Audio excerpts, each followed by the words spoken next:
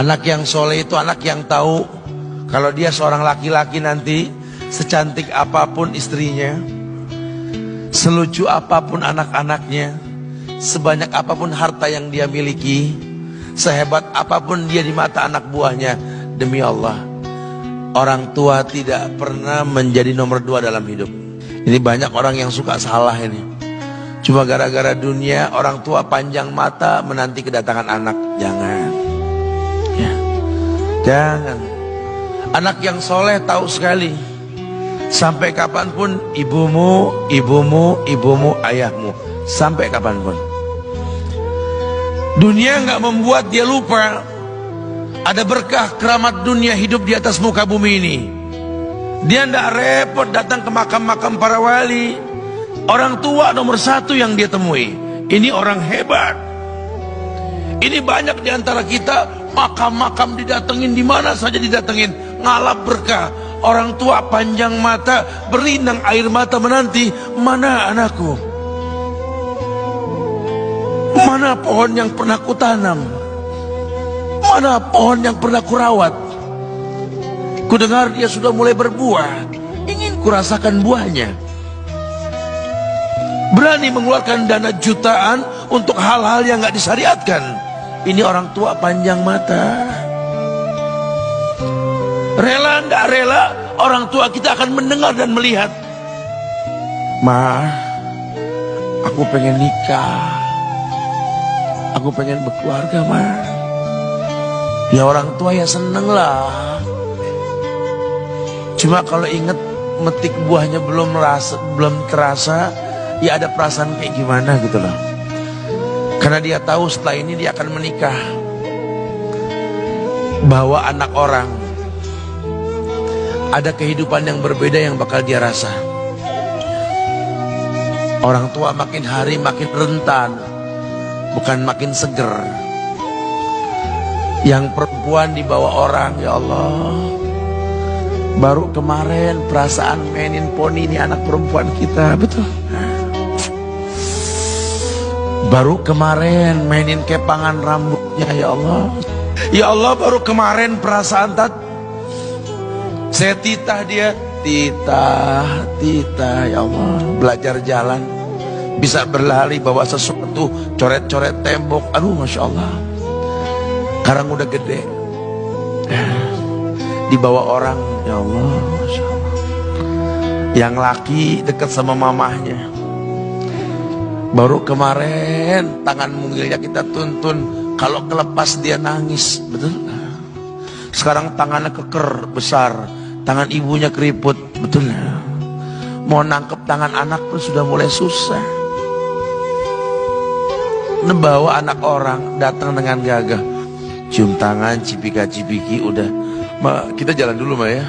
Udah Mama, udah. Digandeng tangan kekasihnya, dirangkul pundaknya. Ini anak laki ndak tahu ibunya kayak diiris-iris jantungnya. Dia lihat tangannya yang keriput, ya Allah. Udah berapa lama tangan ini nggak dibawa sama anak ini? Udah berapa lama tangan ini nggak digandeng sama anak saya? Kita merasa bangga akur merangkul istri kita, ibu kita ngelihat pundaknya. Udah berapa lama pundak ini nggak dirangkul seperti itu, ya Allah. Dulu aku berdandan secantik-cantiknya, ku dandankan anaknya, ku bawa di hadapan kawan-kawanku bangga. Lihat anakku. Tapi dia tidak pernah berdandan rapi membawa aku ke hadapan teman-temannya. Lihatlah ibuku. Ibunya sudah kebayang, ya Allah, ini anak bakal minta nikah sebentar lagi. Yang wajar kalau orang nanam pohon pengen metik buah, wajar. Ini buah belum terasa, pohon sudah mau dibawa. Kebayang tidak? Ya Allah. Mulai dia kebayang. Sehingga rasa-rasa seperti ini menjadi tumpukan rasa di hati orang tua kita. Yang nanti pada akhirnya dia pun bakal kembali ke hadirat Allah. Kita pun bakal kembali ke Allah, betul? Sementara yang namanya kemuliaan datang dengan cara sabab yang benar. Ridallah fi ridal walidain wa sukhtullah fi sukhtil walidain. Ridanya Allah ada di ridho orang tua, murkanya pun sama.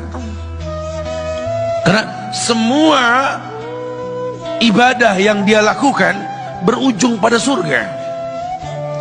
Dan yang paling gampang ketika dia mau menaklukkan dunia, demi Allah, berkah orang tua dulu yang dia ambil. Ini dirasa oleh orang mulia yang Nabi katakan, innahu min ahlis sama, innahu min ahlis sama. Manhu? Siapa dia?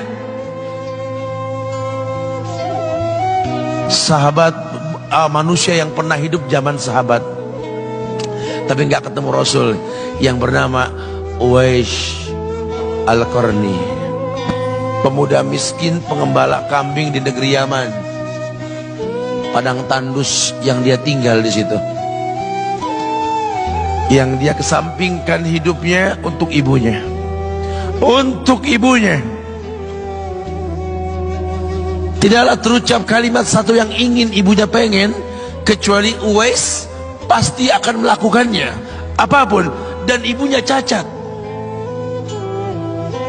Apa kata Uwais?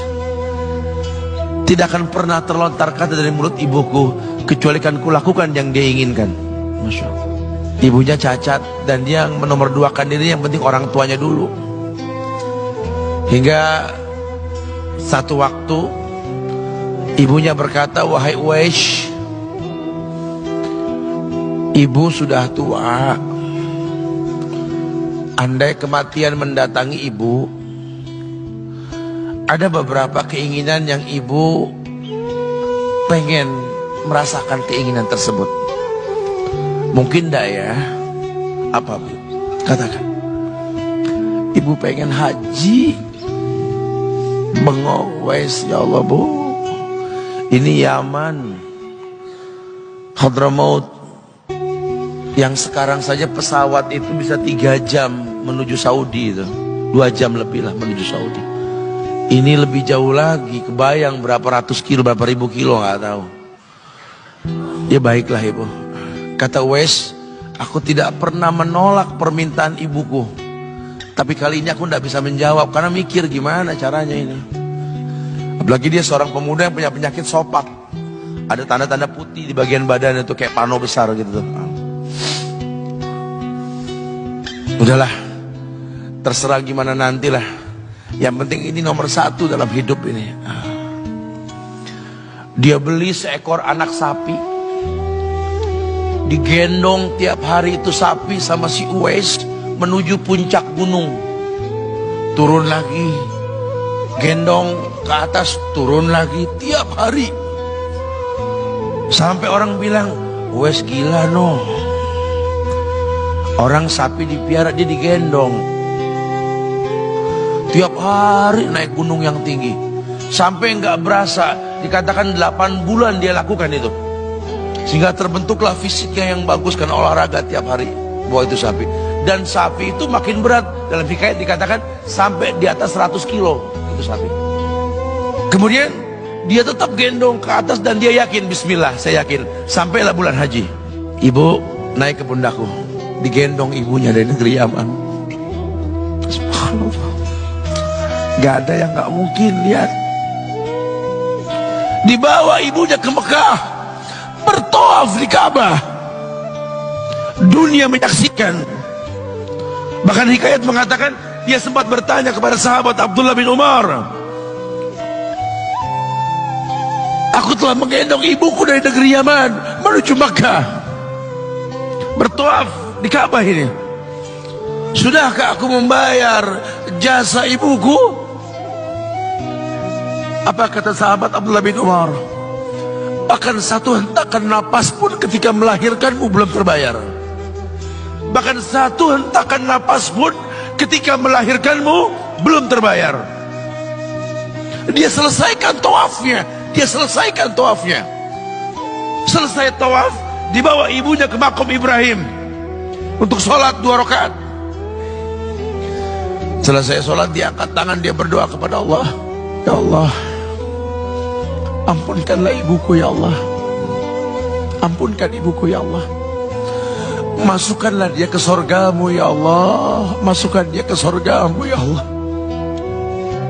Ibunya berbisik, Uwais, sudahlah, mintalah pada Tuhanmu ampunan untuk dirimu dan sorga untukmu. Wallahi wahai ibu, Allah ampunkan kamu, Allah masukkan kamu ke sorga, cukup untukku ridhomu yang kubutuhkan wahai ibu. Lihat, manusia saleh, hasil doa Rabbi habli minas salihin. Lihat, makanya ketika Nabi mengatakan